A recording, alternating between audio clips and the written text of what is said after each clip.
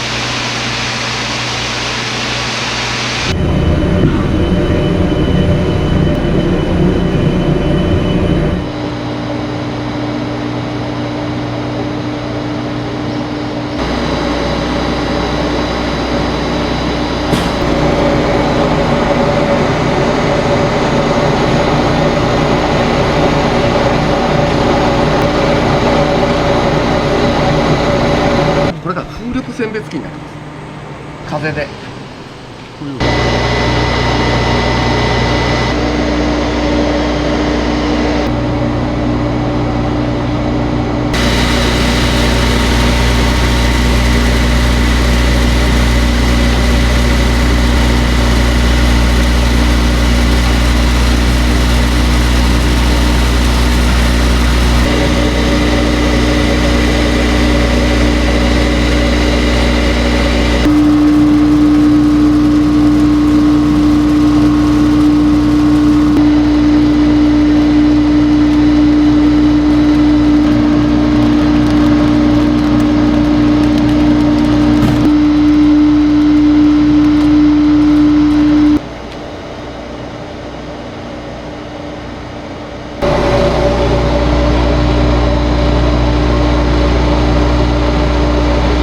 さっきの玉の粉、こっちがガラス。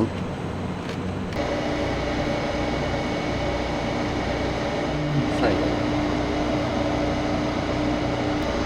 ざっくり50万トンとか80万トン太陽光パネルが出るとして、ガラスが1年間に30万トンぐらい出る。どうやって消費するのっていうところで、まあうちの方としてはスーパーソルに混ぜて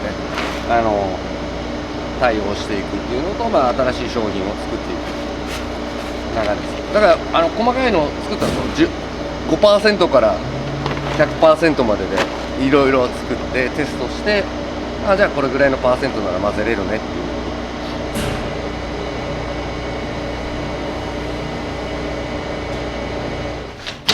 これがリユース可能パネルがこの今3つです。チェックして丸が出たものをこっちですね、全部チェックして、いろんな大きさ、いろんなパネル形状でも一つの発電所としてリユースをしていこうというのが今回の取り組みになっている。終わったものはこういった形で全部裏返しにしてきれいに梱包して、今度は中電プラントさんの方に持ち込んで、中電プラントさんが、発電所を作ってしまうというような流れですね。はい。